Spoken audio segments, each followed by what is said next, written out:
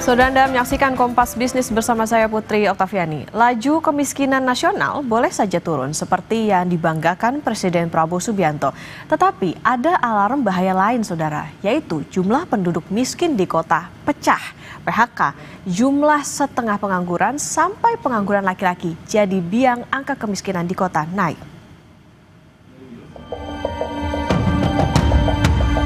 Kepala BPS lapor ke saya. Angka pengangguran menurun, angka kemiskinan absolut menurun.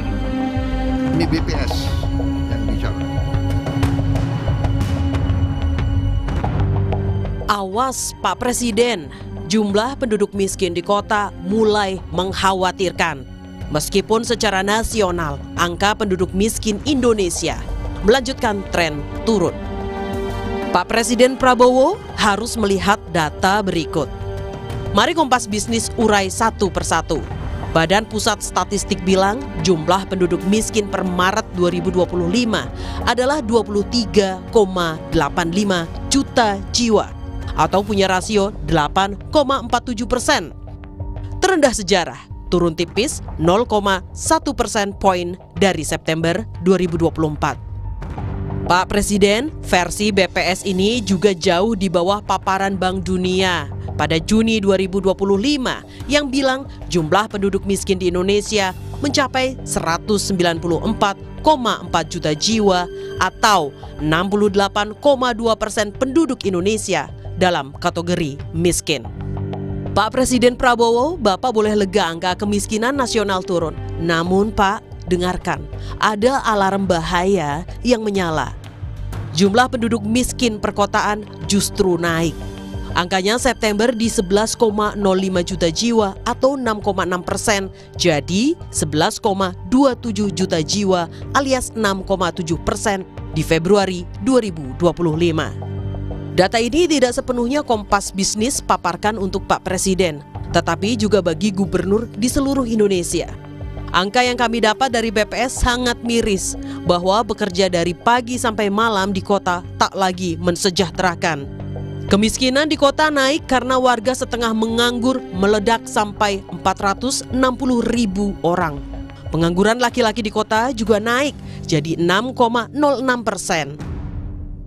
Kita cermati di grafik tersebut, persentase penduduk miskin di perkotaan pada Maret 2025 yaitu sebesar 6,73% mengalami peningkatan jika dibandingkan dengan kondisi September 2024. Penduduk miskin di kota meningkat sekitar 0,07% poin Maret 2025 dibandingkan dengan September 2024 yang lalu.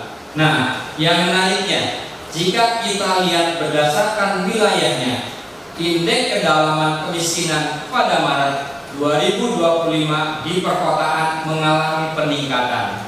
Jadi jaraknya terhadap garis kemiskinan, pengelolaan kemiskinan itu semakin mengalami agak jauh meningkat. Nah, kami garis bawahi, pekerja setengah menganggur adalah mereka yang bekerja kurang dari 35 jam dalam sebulan atau masih mencari pekerjaan. Oke, mari kita sudahi kegaduhan beda data kemiskinan Bank Dunia dan BPS. Tetapi angka kemiskinan kota yang naik saat data nasional turun adalah api dalam sekam jika tak ada solusi. Diah Megasari Anjaya, Tim Liputan, Kompas TV. Dear Pak Presiden Prabowo Subianto, coba dengarkan, ada alarm bahaya yang menyala di data kemiskinan. Angka nasional boleh saja turun, tapi sesuatu yang baru datang meresahkan. Jumlah penduduk miskin di perkotaan naik. Kompas Bisnis akan tanya ke Media Wahyudi Aska, Direktur Kebijakan Publik Selyos yang juga menempuh pendidikan PhD bidang kemiskinan. Selamat pagi Mas Media. Selamat pagi Mbak Okta. Mas Media, rasio warga miskin sejak tahun 98 memang turun, jadi ini bukanlah hal baru lah ya, tapi masalahnya data terakhir rasio miskin cuma turun 0,1% poin. Apakah segini aja kemampuan pemerintah? Maksud kami kemampuan pemerintahnya yang turun gitu. Iya Mbak, Indonesia negara berkembang, bonus demografi, produktivitas kita juga seharusnya naik. Jadi penurunan kemiskinan adalah hal yang wajar. Bahkan sejak zaman Pak Habibie juga kemiskinan menurun. Tapi kan penurunannya sekarang hanya 0,1%. Artinya banyak masyarakat yang jatuh miskin, meskipun pada saat bersamaan jumlah orang yang naik dalam kategori tidak miskin juga naik. Jadi penurunan bersih kita itu masih sangat-sangat kecil hari ini. Dan persoalan terbesar adalah definisi kemiskinan BPS itu kan terlalu sempit. Jadi tidak mengcover banyak dimensi kerentanan lain, termasuk juga misalkan kehilangan pekerjaan mendadak, ketergantungan pada hutang dan lain-lain gitu, Mbak. Jadi saya lihat hari ini pemerintah cukup gagap menghadapi fenomena ini dan cenderung melakukan statistical mirage. Ini teori di mana negara sering mengejar indikator kuantitatif, angka kemiskinan turun, inflasi rendah, tapi mengabaikan realitas kualitas hidup masyarakat. Jadi mengklaim ada kemajuan, tapi yang dirasakan masyarakat, khususnya di kota ya hari ini justru sebaliknya. Jadi sangat disayangkan sebetulnya kalau Pak Presiden memakan mentah-mentah data BPS. Saya paham data kemiskinan itu kan legitimasi politik. Jadi kalau kemiskinan meningkat drastis, pemerintah pasti akan dikritik telah gagal melindungi rakyat, narasi keberhasilan juga akan jadi lemah. Tapi ayolah, jadi jangan berlebihan juga. Karena ketika kita mengukur sesuatu dengan cara yang salah, kita akan melakukan penyelesaian dengan cara yang salah. Dan hari ini saya kira pemerintah akan jauh lebih baik mengungkap fakta yang ada, kemudian menelusuri program-program mana yang belum tepat sasaran. Ini baru tahun pertama Pak Prabowo, jadi saya kira masyarakat sangat memahami kalau seandainya ekonomi saat ini masih sulit. Toh ini juga belum sepenuhnya salahnya Pak Prabowo, karena Pak Prabowo baru 1 tahun pemerintahan. Jadi saya kira Presiden juga harus lebih percaya diri. Begitu, Mbak. Oke, Mas Media, penegasan. Artinya gini, kalau secara singkatnya bisa kita katakan ini kayaknya lagi agak main aman gitu. Tidak memotret realitas yang terjadi saat ini sebetulnya angka kemiskinannya seperti apa atau kondisinya yang benarnya seperti apa. Nah kalau kita bicara soal data kan juga ini yang jadi ramai adalah antara BPS sama World Bank sama Bank Dunia juga beda nih. Nah ini gimana Mas Media bisa menjelaskannya? Iya, persoalannya perbedaan datanya terlalu jauh ya. Disparitasnya 8 kali lipat, 23 juta berbanding 190-an juta. Jadi kan masyarakat wajar bertanya dengan baik kepada pemerintah, apakah benar penduduk miskin kita sedikit gitu. Saya dalam posisi akan jauh lebih baik kita apa adanya terhadap fenomena kemiskinan ini. Jadi kemiskinan itu bukan aib, tapi masalah sosial yang harus diselesaikan. Dan saya kira poin pentingnya hari ini adalah mendeteksi di mana kantong-kantong kemiskinan, apa penyebabnya, dan kemudian mengidentifikasi program-program pemerintah yang sedang berjalan. Jadi kalau seandainya kita menggunakan basis data yang salah, otomatis kita nggak tahu di mana masyarakat miskin itu, anggaran yang dikeluarkan untuk pengentasan kemiskinan juga akan semakin kecil. Ini mau RAPBN 2026 sedang pembahasan, Mbak. Dan kalau kita menggunakan data BPS, hanya 23 juta penduduk miskin, anggaran bantuan sosial untuk masyarakat kecil, saya yakin tidak akan meningkat signifikan. Karena asumsinya sudah menganggap bahwa penduduk rentan miskin kita sedikit menggunakan data BPS. Gitu, Pak. Oke, Mas Media, kita kembali lagi soal bagaimana kemiskinan kota. Tepatkah Kompas Bisnis menyimpulkan warga kota makin rentan miskin parah karena jumlah penduduk setengah nganggur juga pecah naik 460.000 orang. Jumlah pengangguran laki-laki juga naik. Iya, jadi setengah menganggur ini kan 35 jam per minggu ya. Dan setengah menganggur ini mau bekerja lebih lama. Jadi kalau di perkotaan, itu adalah saudara-saudara kita ojek online, pedagang kaki lima, atau freelance dengan penghasilan yang tidak tetap. Artinya dengan kenaikan setengah menganggur ini, ada tren tidak terserapnya tenaga kerja secara optimal. Jadi akhirnya guncangan ekonomi juga masih cukup berat untuk keluarga mereka. Jadi ada istilah working poverty. Orang tetap bekerja, tapi tetap miskin. Itu kenapa? Karena upahnya rendah dan jam kerjanya juga terbatas. Ini yang saya kira juga cukup mengkhawatirkan ya Mbak. Dan kalau kita lihat data BPS itu angka pengangguran laki-laki kan meningkat ya. Dan artinya kita tahu di Indonesia laki-laki paling banyak menopang ekonomi keluarga karena banyak perempuan belum masuk ke pasar kerja. Jadi data ini mengindikasikan bahwa sekarang lapisan rentan yang baru. Jadi rumah tangga yang sebelumnya sedikit di atas garis kemiskinan, tapi karena meningkatnya setengah pengangguran ini mereka jatuh kembali ke dalam kondisi rawan miskin. Dan kalau ini tidak diantisipasi, tahun 2025 ya, tahun 2026 saudara-saudara kita ini akan masuk ke dalam garis kemiskinan yang lebih dalam. Jadi kalau mau mengatasi kemiskinan 2026, 2027 ya hari ini, berikan lapisan bantalan sosial, perlindungan yang baik untuk masyarakat ke bawah, begitu Mbak. Oke, termasuk serapan lapangan kerja juga harus diperluas karena tadi ya Mas Media, ini cukup banyak orang yang bekerja di sektor informal. Ini tentu menjadi realitas bahwa itu tadi semakin banyak yang bekerja di sektor informal jadi alarm bahaya juga untuk pemerintah. Mas Media, jadi seberapa parah kemiskinan di kota ini? Sudah alarm bahaya menyala belum nih untuk pemerintah? Iya, saya kira pemerintah harus lebih kuat ya program pemberantasan kemiskinan di kota karena struktur ekonomi kita di kota hari ini semakin rentan. Pusat industri padat karya itu pindah ke pinggiran kota, pindah ke luar Pulau Jawa ya. Dan pada saat yang sama lonjakan hidup untuk tinggal di kota tinggi sekali. Jadi kalau rata-rata garis kemiskinan BPS itu 20.000 per hari itu nggak realistis untuk masyarakat kota gitu ya. Dan ditambah lagi sistem perlindungan sosial di perkotaan kita juga masih berantakan. Skema bantuan sosial, PKH, BLT, sembako itu kan didesain untuk masyarakat pedesaan. Dan banyak data DTSEN ya sekarang itu tidak mencakup pekerja informal di perkotaan. Saudara-saudara kita pedagang kaki lima di kota, buruh lepas, atau penghuni rusun, itu nggak masuk di dalam data program pemberantasan kemiskinan di kota-kota begitu Mbak. Jadi saran saya cuma berharap dinsos di kota-kota termasuk juga para menteri itu turun ke lapangan. Coba mereka jalan ke Manggarai, ke Tambora, Jakarta Utara, ke bantaran sungai di Medan, di Makassar. Itu ada banyak sekali rumah berdempetan tanpa sanitasi yang layak, tanpa tempat bermain anak, tanpa kepastian akses layanan dasar. Jadi kemiskinan itu masih banyak dan di depan mata. Dan ini bukan hanya soal uang ya, karena kalau basis data BPS hanya soal uang itu salah. Kemiskinan itu juga soal akses terhadap air, akses terhadap listrik, transportasi publik, dan banyak akses layanan dasar lainnya. Jadi jangan sampai ya pemerintah menutupi kenyataan yang ada, itu sangat tidak dibenarkan. Lebih baik apa adanya dan perjuangkan program pemberantasan kemiskinan yang lebih baik. Oke, ada yang tidak match antara pendapatan masyarakat di kota dengan kebutuhannya, karena tadi tidak bisa dipukul rata ya Mas, antara di kota maupun juga di pedesaan gitu. Berarti artinya Mas penegasan gimana maksudnya pemerintah artinya untuk bisa menangani kemiskinan supaya jangan sampai kemiskinan di kota ini semakin tinggi, semakin meledak gitu. Artinya jadi pengaman sosialnya yang bagusnya seperti apa? Karena itu tadi tidak bisa dipukul rata antara kebutuhan yang ada di kota dengan yang di desa.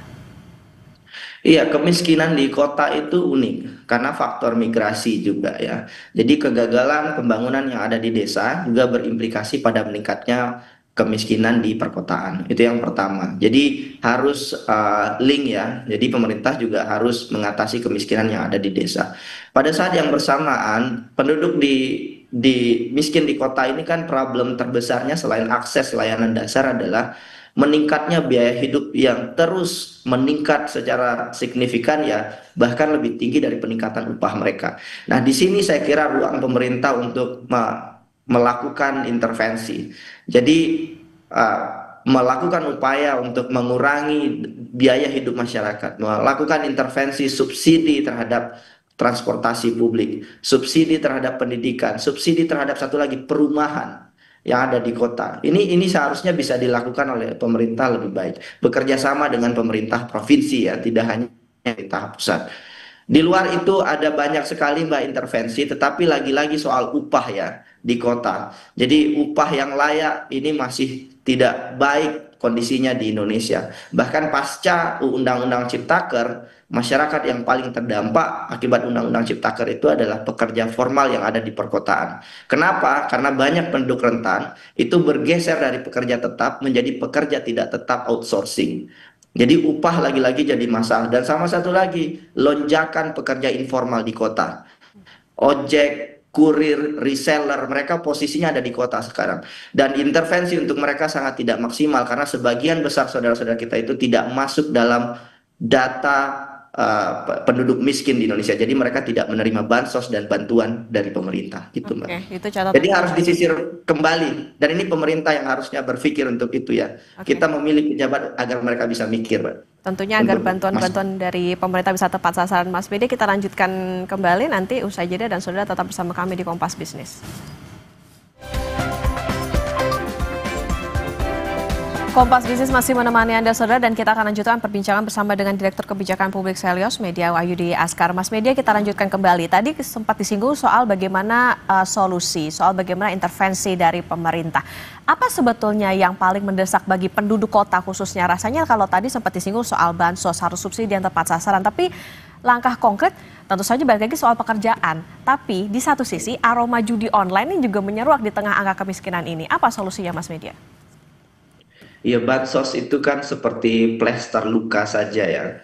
Dan kalau lukanya terlalu dalam, intervensinya otomatis ya harus operasi atau ada hal-hal yang lebih jangka panjang dan tepat sasaran yang harus dilakukan.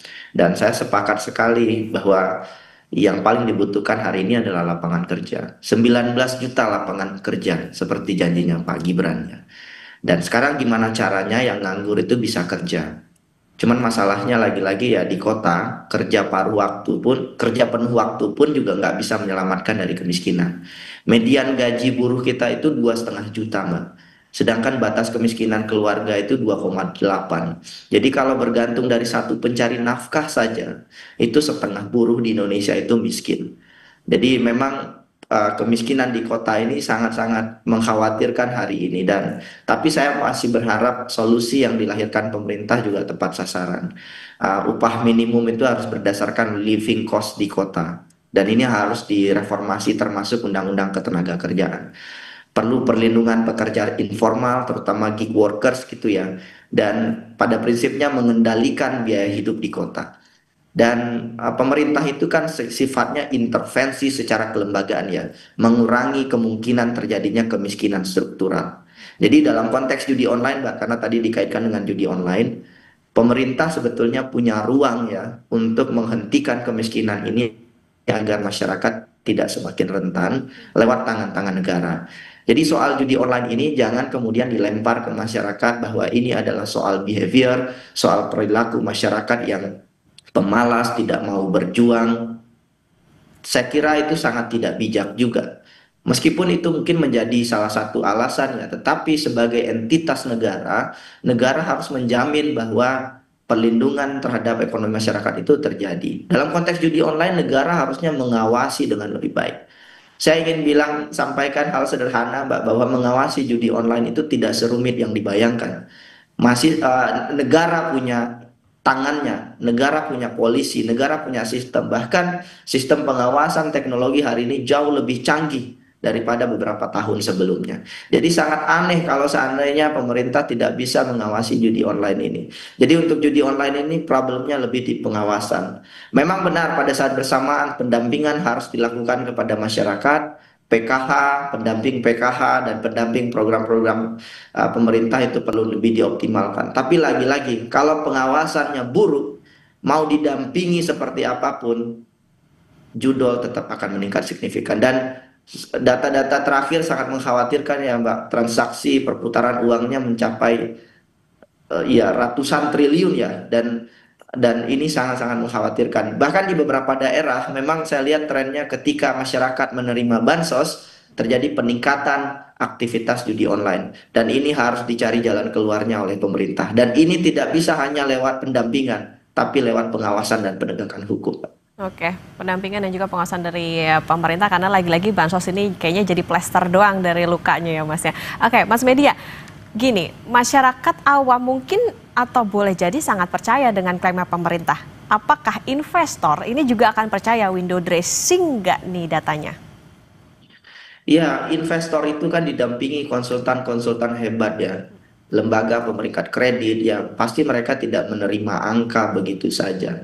Jadi kalau indikator statistik pemerintah berlawanan dengan misalkan upah real ternyata menurun, harga kebutuhan pokok melonjak, terjadi gelombang PHK, investor kan akan nanya, ini benar atau tidak gitu. Jadi persepsi investor, ini pemerintah juga saya kira juga harus paham. Saya kira sebagian pemerintah paham ya bahwa persepsi investor itu hanya bisa dibentuk oleh sumber data yang independen. Itu kenapa investor global itu lebih merujuk data World Bank, ADB, lembaga riset independen, Moody's, Fitch misalkan ya. Dan ini yang seharusnya menjadi sinyal kepada pemerintah, ya cukup sampaikan realitas empiris apa adanya. Karena ada beberapa sinyal yang cukup mengkhawatirkan hari ini ya. Jadi misalkan yield surat utang negara untuk tenor 10 tahun itu naik tajam tanpa sebab eksternal yang jelas. Jadi investor ingin risk premium lebih besar sehingga ada sentimen tidak percaya pada stabilitas makro yang dilaporkan pemerintah. Belum lagi kepemilikan asing di SBN kita kan juga menurun secara signifikan, Mbak, gitu. Jadi ada banyak indikator-indikator yang menunjukkan investor sepertinya mulai khawatir dan mereka pasti akan tambah khawatir kalau data pemerintah itu membingungkan. Karena indikator kasat mata kan bisa dilihat ya, banyak proyek yang diumumkan pemerintah tapi nggak sampai masuk ke tahapan konstruksi. Banyak perusahaan membatalkan rencana perluasan pabrik misalkan. Jadi ini sekali tiga uang ya. Jadi kalau data pemerintah kredibilitasnya baik, berarti government accountability-nya baik. Nah, kalau itu sebaliknya, berarti government accountability-nya buruk. Dan kalau kita lihat Mbak, data Global Competitiveness Index kita, itu turun kalau nggak salah 13 poin. Di urutan ke-40 kalau tidak salah. Dan ini menunjukkan investor, pelaku ekonomi itu mulai khawatir dengan stabilitas ekonomi makro di Indonesia. Dan ini harus dicari jalan keluarnya. Saya tidak ingin menyampaikan bahwa oke, ini sangat pesimis, sangat buruk. Tidak juga, ini sesuatu yang bisa dimitigasi. Ayo berubah, ayo bicara apa adanya, kemudian sampaikan data apa adanya. Karena itu akan dilihat sebagai kualitas pemerintah dan progres terus berjalan. Jadi progres ekonomi kita berjalan, progres perbaikan kredibilitas data kita juga berjalan. Dan kalau itu berjalan, pasti investor akan percaya, Mbak. Karena investor itu bicara dengan modal. Mereka nggak bicara dengan kata-kata ya. Jadi kalau ketika mereka percaya, ya mereka invest. Kalau mereka nggak percaya, ya mereka angkat kaki. Dan itu bisa dilihat dari pergerakan pasar. Dan kadangkala mereka nggak bergantung dari rilis BPS atau pidato dari menteri gitu ya. Jadi menjadi jujur soal data kemiskinan itu juga baik. Karena banyak negara sekarang berbicara apa adanya soal data kemiskinan semata untuk menunjukkan bahwa program pemerintah pada hari ini itu sudah on track dan ada evaluasi secara terus-menerus pada program yang salah. Jadi harus lebih apa adanya ya Mbak gitu. Harus lebih apa adanya karena balik lagi data kemiskinan itu bukan aib. Ini yang menjadi catatan adalah jangan terbuai dengan data saat ini karena itu lagi ya Mas, balik lagi harus bagaimana melihat potret realitasnya saat ini di mana masyarakat juga sangat butuh tidak hanya jaring pengaman tapi juga pekerjaan dan bagaimana situasi yang terjadi saat ini juga akan berdampak pada bagaimana kepercayaan investor terhadap negara kita. Terima kasih Direktur Kebijakan Publik Selyos Media Wahyudi Askar sudah bersama di Kompas. Sehat selalu Mas Media.